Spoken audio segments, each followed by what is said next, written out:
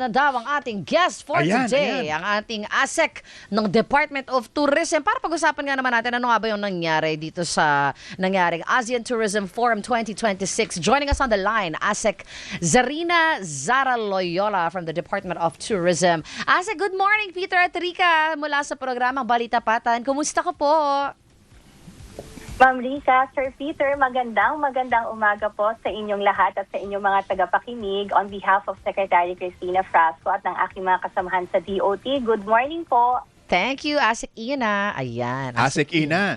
So, ilang araw po yung naging Southeast Asian Nations Meet Tourism sa Cebu po? Sir Peter, nagsimula po yung ASEAN Summit meetings natin January 26. So, mahigit isang linggo po yung itinakbo ng ating event. At we're very, very happy with the positive feedback from the ministers about the hosting of the ASEAN Tourism Forum in Cebu. Bahagi po ito ng ating ASEAN Chairship. Yes. Na specifically ay nakafocus po on tourism. Okay. Ang sabi nila, Sir Peter, nasarapan sila doon sa ating pagkain, natuwatis sila doon sa ating hospitality at nagandahan doon sa ating mga tanawin. At syempre, pati yung quality ng accommodations natin talagang ikinatuwa po ng ating mga bisita. Aba, magandang balita po yan. Ano po? So, lumalabas sa reports na ang hinahanap natin, ang goal ay enhancing route connectivity among member states and of course, well, like you said, promote gastronomy. Let's talk about route connectivity. What does it mean and what does it say about the Philippine situation now relative to tourism? Relative to tourism, Sir Peter, ang isa sa napakagandang development po, as of today, mayroon na tayong 23 new routes. Ibig sabihin, Sir Peter, ito yung mga air routes. Kasi alam naman natin lahat, para yung geographical make po kasi ng Pilipinas, tayo ay isang archipelago. Hindi tayo katulad ng ating mga karatig bansa sa ASEAN na meron silang cross-border travel. So, ang ating mga bisita para makarating sa Pilipinas, kailangan po nilang sumakay ng eroplano. 99% ng ating arrival, Sir Peter, ay via air. But hindi lamang po yan, yung main goal din ng forum ay palalimin yung cooperation ng ASEAN countries para itaguyod yung mga goals natin, Sir Peter, sustainable, inclusive, at resilient na quality tourism. Inilatag kasi, Sir Peter, noong nakaraang linggo, yung ASEAN Tourism Sectoral Plan 2026 to 2030. Ito yung parang blueprint po ng ASEAN member states para maiposisyon yung ASEAN bilang seamless at a world-class destination para ramdam talaga ng communities yung benefits ng tourism growth. And if I may add, Sir Peter, hindi lang po more on a route development dahil marami talagang panalo kapag yung Pilipinas yung nag-post ng ASEAN Tourism Forum. Una sa lahat, Sir Peter, global spotlight po ito para sa bansa natin Kasi dumating na yung mga tourism ministers and then nagkaroon tayo ng tinatawag nating travel exchange. So more than halos sa 2,000 po yung mga dumating na buyers. Wow. And then maraming media from all over the world, The ASEAN member states and then mga industry leaders all over ASEAN. Very good. And nakita po nila yung ganda ng Pilipinas. ASEC Ina, with your indulgence, just a few seconds, meron lang tayong papasok na flash report. Please stay with us, ASEC Ina. Thank you. Of course, DZMM Radyo Patrol Flash Report. Kunin natin ang detalye ng flash report kay Pamela Vasquez. Pam. Yes, Rica at Peter, gaya nga ng sinabi ko kanina, dumating na yung maghahain ng ikalawa na impeachment complaint versus VP Sara Duterte for this year. Kanina nakita natin dumating si Tindig Pilipinas convener Kiko D at kanina din may natanggap tayo na ulat na ito rin yung mga naghain last year at hinihintay lamang natin yung total number of complainants pero so far ang initial account na nakita natin ay 17 complaints. At kanina nakita din natin na dumaan dito sa baba dito sa may Office of the SecGen sina Congressman Percy Sendanya at si Congresswoman Laila De Lima. So abangan lamang natin, Peter at Rica, yung update at doon sa kanilang impeachment complaint versus VP Sara. Peter at Rica? Pam, sorry. Percy Sendanya at Laila De Lima? Laila De Lima, yes. Etong panibago. Oo, ito na yung second impeachment complaint versus VP Sara for this year. Ay, akala ko kasama sila ni Kong Neri sa isang sa isang block. Hiwalay ito. Actually, kanina meron silang daladalang mga ebidensya din. No? May nakaprint pa nga na mukha ni Vice President Sara Duterte.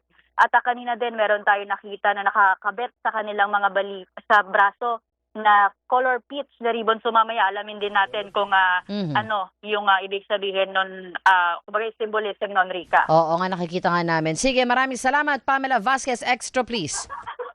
Yes, salamat. At yan ang balitang kumpirmado, sigurado. Ito ang Radyo Patrol, Pamela Vasquez, DZMM. DZMM Radyo Patrol Flash Report. Balikan natin si Assistant Secretary Zarina Ina Zara Loyola ng Department of Tourism. Asik Ina, you're there? Still here? Okay, thank you so Thank you, much. Asek. Thank you po. Thank you. So, you were saying kanina po, Asek Ina, na thousands actually attended this Asian Tourism Forum no sa Cebu. So, ang tanong po, paano yun? Did we earn in the process? O at least ba nag-break even tayo sa cost of organizing this? Yes, Sir Peter, you mentioned almost 2,000. So that's for the ASEAN Tourism Forum alone.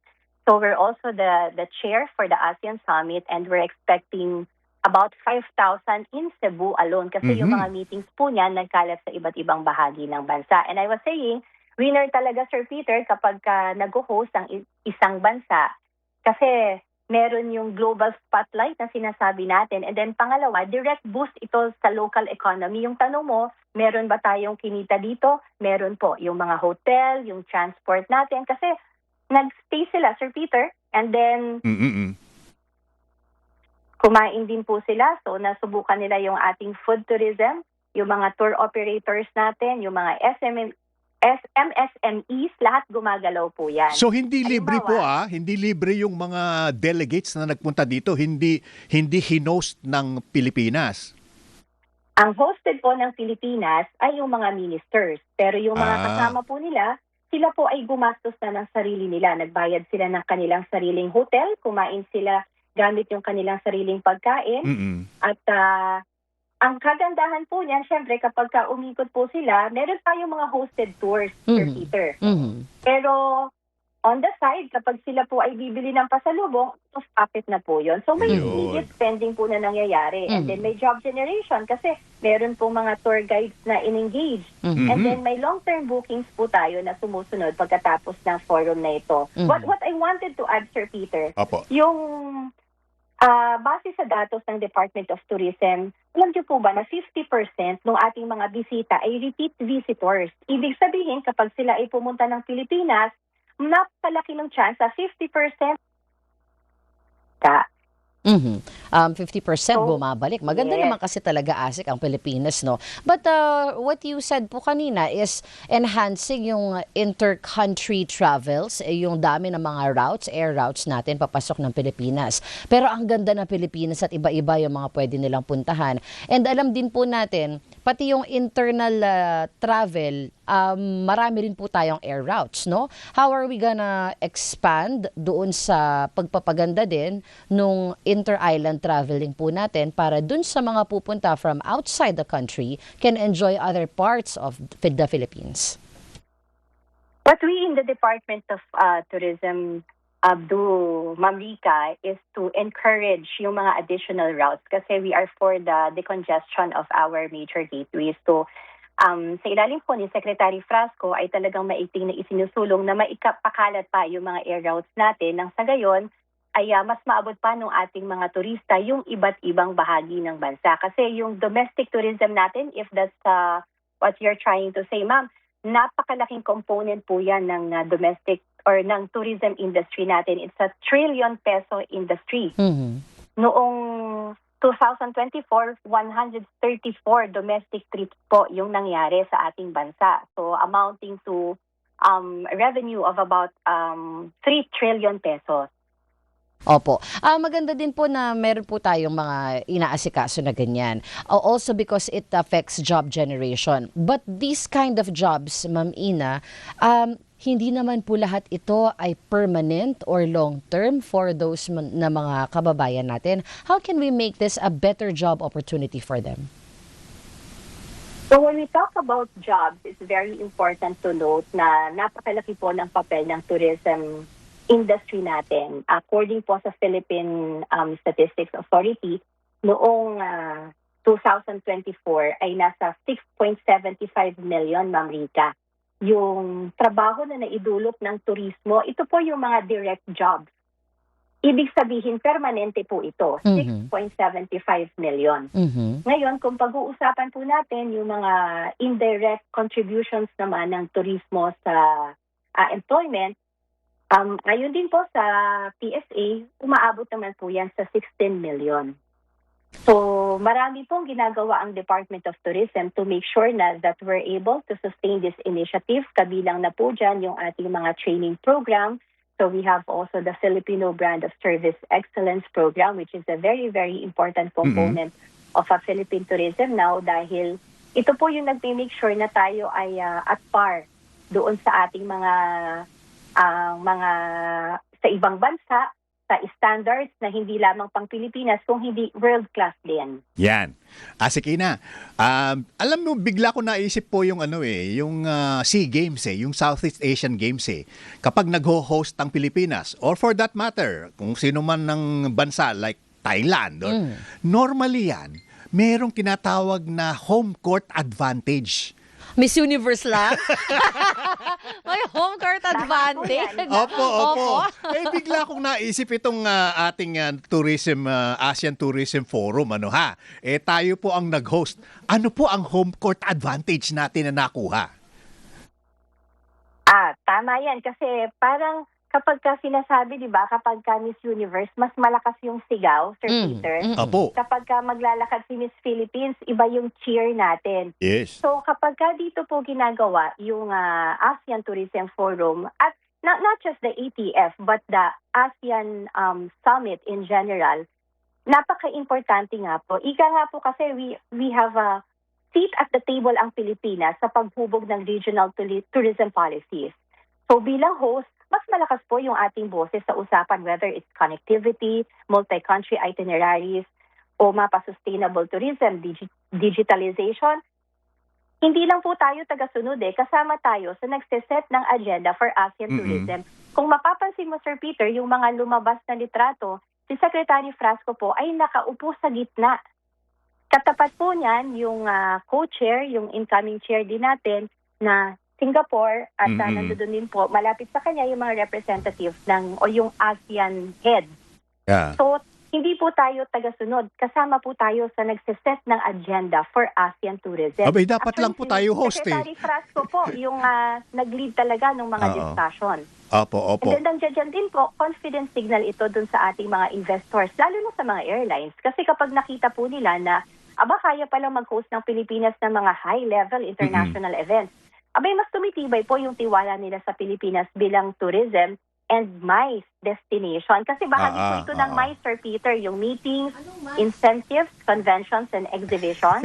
Ibig sabihin po, more flights, more routes, at more investment. And then, panghuli na po, Sir Peter, siyempre parang merong nation branding win din dyan dahil kapag tayo ay nag-host, we reinforce the message na ang Pilipinas, hindi lamang po tayo maganda. Tayo ay maaasahan, tayo ay collaborative at future-ready. Opo. Panghuli na. Hindi lang po ito, pang isang linggo, Sir Peter, hindi lamang po ito, bida tayo for 1 week, pang matagalang panalo po ito para sa Philippine tourism. Baka yung barangay basher nandiyan na naman. Bakit nasa sentro na naman si Secretary Frasco? Chairperson po siya. Kaya nga, siya naman yung secretary ng manahimik. DOT. Okay. Maging proud po tayo, Sir Peter, di ba? Kasi kapwa Pilipino tayo natin ang nandoon. Hindi po ito about the personality, sir. Yes. This is a country representation, ika nga. Opo. Huli na lang. Ano po ba talaga ang linyahan natin diyan? What are we saying about the Philippines? Kasi up to now, Personally, I'm still at a loss. What are we saying now? To draw, what is our Ano official ba yan? line? Tagline, Tourism ganon? line. Oo. Oo. Para malaman nila na, okay, Philippines yan. Oo. Sir Peter, kapag tayo po ay nagtatanong sa ibang bansa, ano ang palagay nila sa ating bansa? Ang madalas nilang sinasagot ay, oh, I love the Philippines. So mula po doon ay hinugot din natin yung ating tourism slogan, Love the Philippines. So hindi lamang po tayo tungkol sa kasiyahan, hindi lamang po tayo tungkol sa pasyalan.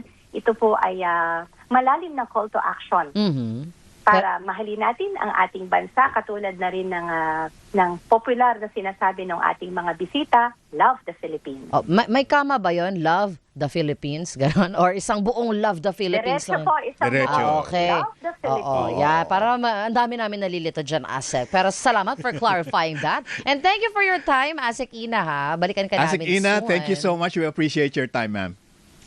Maraming salamat po hanggang sa uulitin po, Sir Peter and Ma'am Rika. Thank Advance Happy Valentine's! Uy! And to you, Asek.